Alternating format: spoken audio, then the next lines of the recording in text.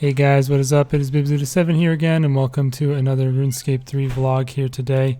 In this video, we're going to be talking about this week's update and patch notes. We had another ninja strike this week. That's what they're calling these weeks, with a bunch of ninja patches, and there were quite a few nice changes this week that I definitely want to cover.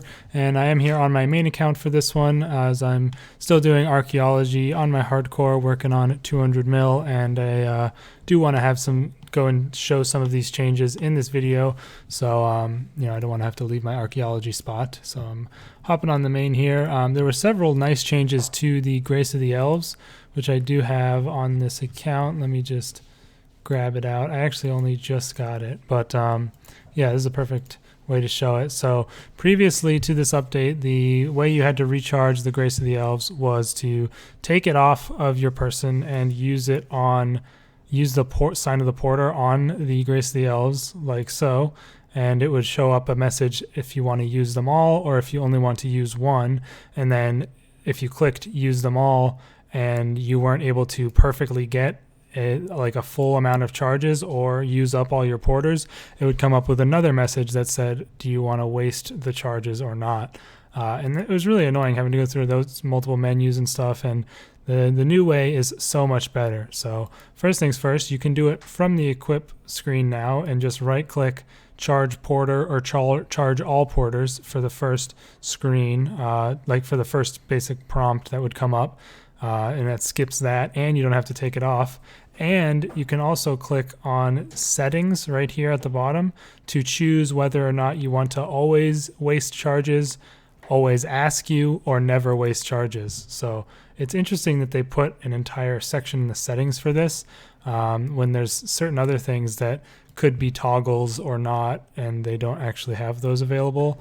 But either way, I'm glad to see this because it makes it a lot easier to change this, and it's easy to manage. So as you can see, there's three options: always warn, always consume, or never consume. I will probably just keep never consume. I don't know really why you'd want to waste charges from your porters. It doesn't really make much sense to do that, because you're only going to be missing out on like at most 30 out of your 500 probably if you're using the best porters. But yeah, now that I've set that to never consume, I can just right click, charge all porters, and as you can see, they just get used up. There's no message, no nothing, and it doesn't even interrupt your skilling. So it is an extremely nice change for the quality of life of using the Grace of the Elves. And I've definitely had a lot of experience with using it over this past month training archaeology. So yeah, that's a pretty awesome change to the Grace of the Elves. And I think that was pretty much everything. They also have the addition of, if you toggle off the portal effect, it'll still have your charges on the off icon, which it didn't before. That's a nice small little thing. And yeah, I think that's pretty much it for the Grace of the Elves, but definitely a nice improvement, and something I'm really happy to see. They also finally have gone through and changed a bunch of the drop tables for stone spirits mainly, and essentially it's all upgrading them from a low level to a higher level. I'll go over some of the main ones, but there's a huge table of all the changes, and it is on the update post. So if you want to check it out, the full list, then head over to the RuneScape homepage and check the update post. But for the rare drop table, which is pretty significant because you get this so much while you're doing using the Grace of the Elves, of course, from those Saren spirits, you could previously get adamant, gold, and runite, but those have been apparently changed to phasmatite, nechrite, and runite still is there.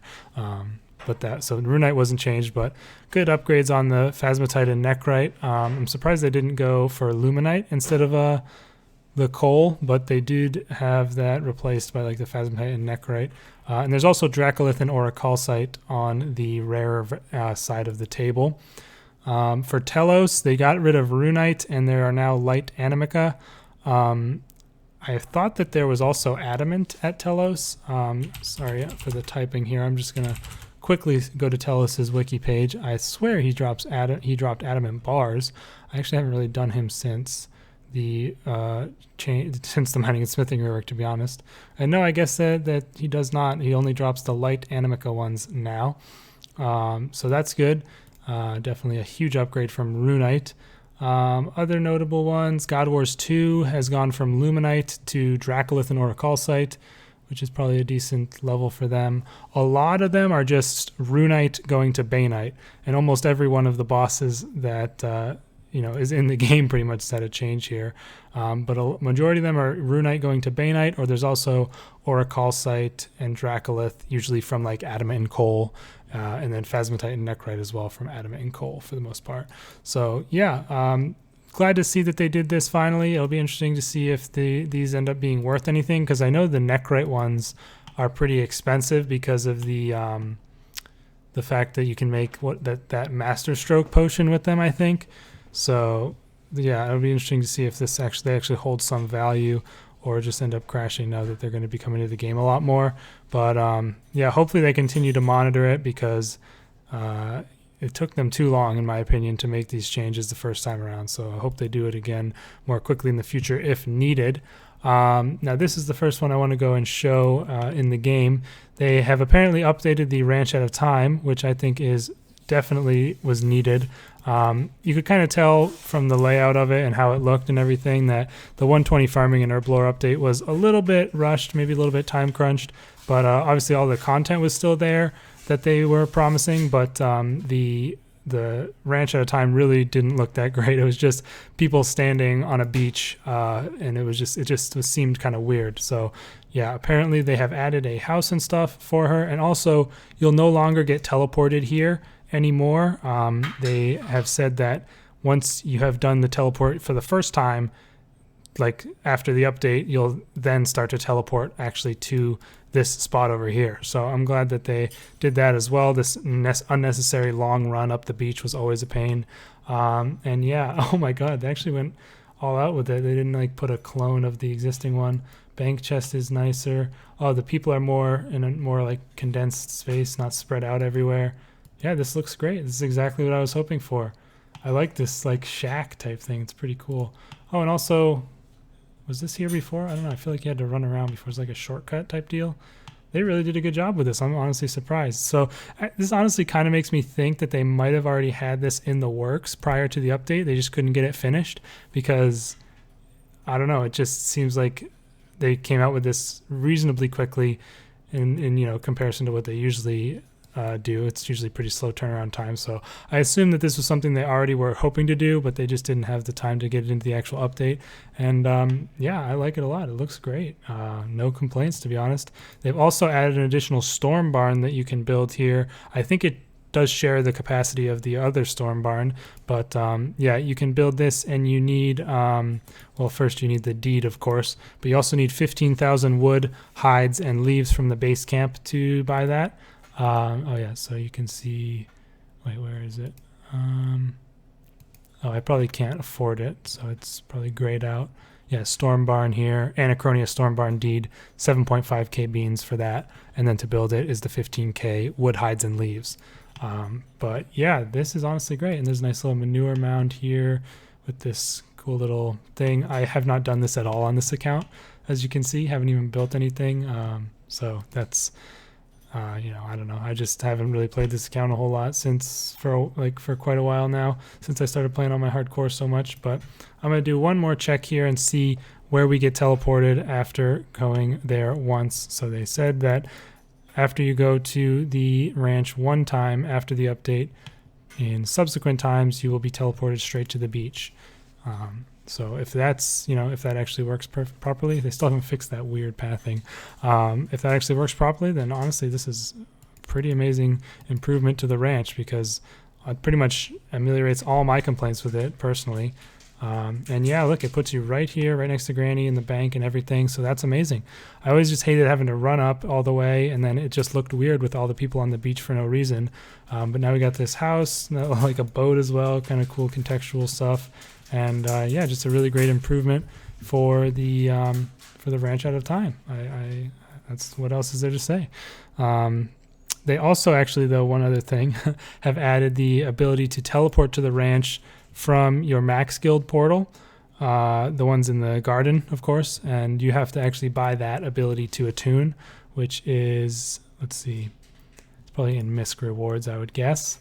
Yes, Max Guild portal attunement costs 5k beans, and you'll be able to attune one of the garden portals to here, which is nice as well, because of course then your Grace of the Elves can teleport you here. And yeah, I like that they keep adding stuff to this bean shop, because you do get quite a lot of them, especially with the new dinosaurs.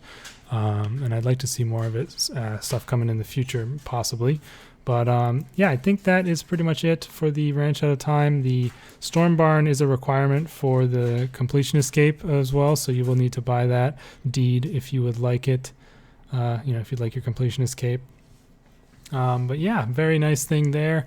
The other thing that they changed is the Raptor chest. So if you guys don't know what this is, the Raptor chest is something that you can open after you compile all 4 of the key pieces from the 4 elite Slayer monsters, the Wyverns, the Ripper Demons, the Camel Warriors, and the Acheron Mammoths.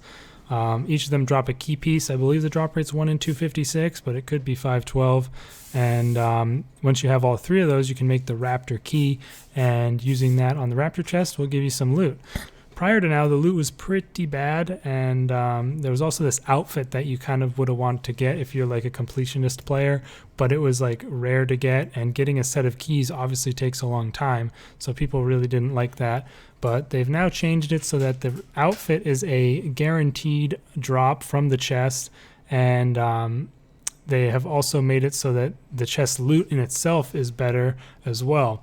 So I think it's going to be pretty sweet. I have actually never opened one of these, so I'm looking forward to maybe doing so in the future. They also moved its location. I believe it was in Burthorpe before, but it is now here at the War's Retreat somewhere. Let's see where it's at. Oh, there it is there. Raptor's Chest of Slaying. Kind of makes a little more sense for it to be here. I don't really know where else you'd put it with Raptor. He's kind of like a wandering NPC, if I remember correctly. But yeah, I think this is a good place for it.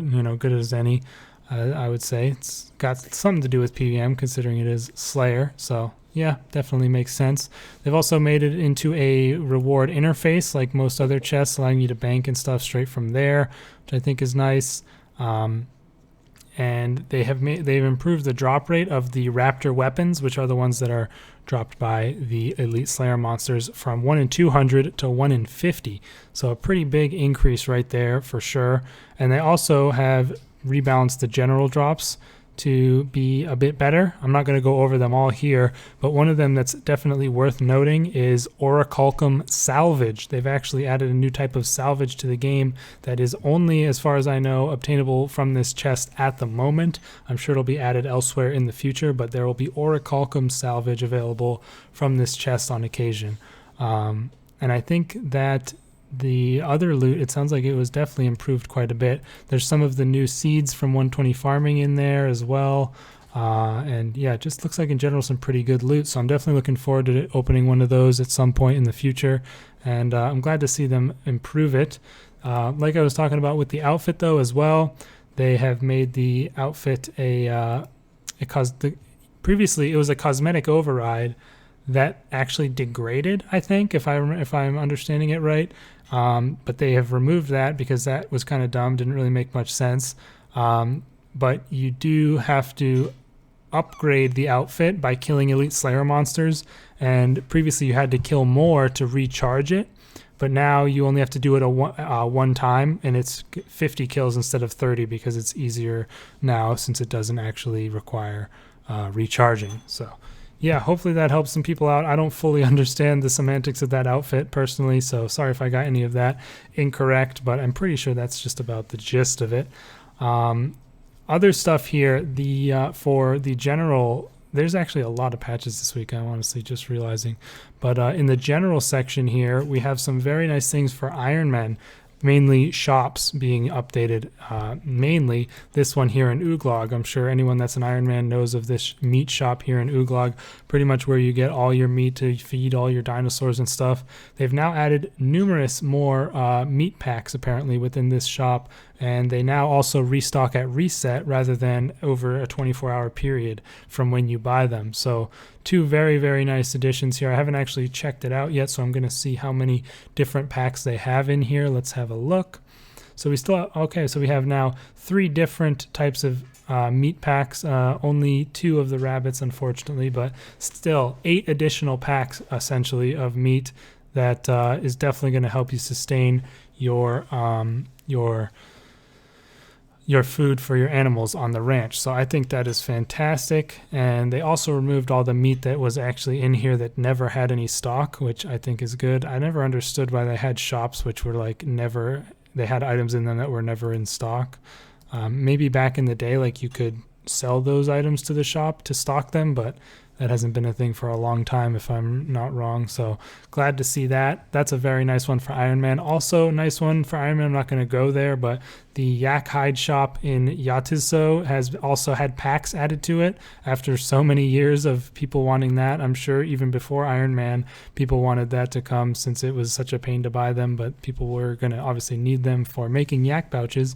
That's just a very nice little change there. So yeah, nice little QL stuff for Iron Man mainly, but for anyone who wants to buy these packs, I mean, these meat packs are probably good for mains as well, so you don't have to waste money buying the meat on the GE.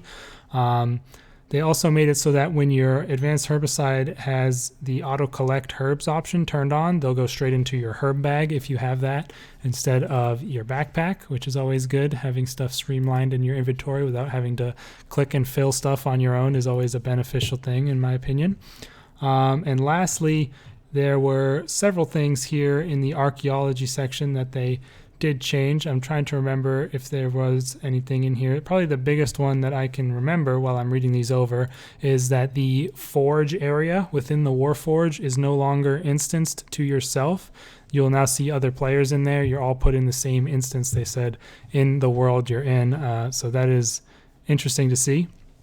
And I guess good. I mean, I didn't really have any opinion on it either way. It was kind of nice not having to see massive freaking drakes everywhere whenever I was training, but still, it's not too bad having other people in there. Makes it a little bit more of a social place, you know, rather than being completely alone from like 119 to 200 mil, which I guess is good. But yeah, there was a bunch of other small little changes. The Spear of Annihilation is now treated as a Bandos item in God Wars Dungeon, which makes sense, but seems kind of random for them to add there. There's also an additional perk added to the archaeology skill cape, which is actually pretty good.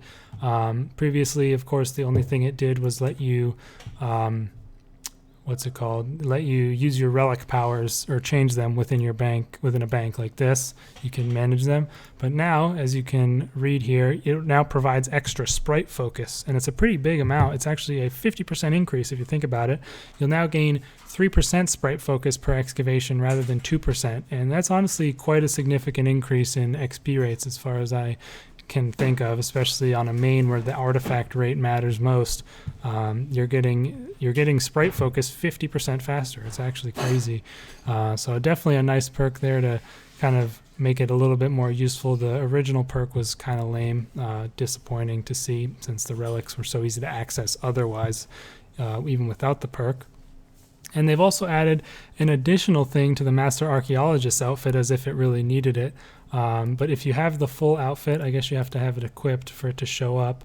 But you'll get a new spell in your spellbook. As you'll see when I equip it here, there's a new spell in your spellbook called Fixate. And you can use Fixate 3 times per day to guarantee the type of artifact you'll gather from your excavation, which I think is definitely cool. I believe you have to use it on an excavation plot, and I don't really care about wasting it on this account, so I'm going to go and just give it a test myself. I think you just have to use it straight on the plot, and then you can fixate on one of the artifacts to guarantee you'll receive it. Yep, as you can see, it gives you an option. So definitely beneficial for those of you who have struggled with, you know, getting too many of certain artifact, or you only need one of them to complete a collection or anything like that. You can now fixate to avoid getting something you don't want 3 times per day with the Master Archaeologist outfit. Nice little additional buff to it, as if it wasn't already good enough. But yeah, I think that is it. Oh yeah, you can also add Chronotes to your currency pouch now. So much for them saying that was never going to happen. I thought that was kind of funny that it's just now possible with no real comment from them on it, but definitely good. I mean, it was annoying having to have a currency not in your pouch like you would expect with most of them. So yeah, a very, very nice list of changes this week. I think some pretty sweet ones in there. Really like to see those packs in the shops. Nice things for archaeology, including the Warforge being more open, some new perks, rebalancing of both the Raptor drops and the Stone Spirit drops. from most bosses, and some nice changes to the ranch at a time. Graces the elves. Really great stuff from the Ninja team here. I love to see all these little QOL things they add each and every time they do a week of updates. Looking forward to the next one as well, but you guys can let me know your thoughts down in the comments below. I hope you enjoyed this video, and I'll see you for the next one. Peace out.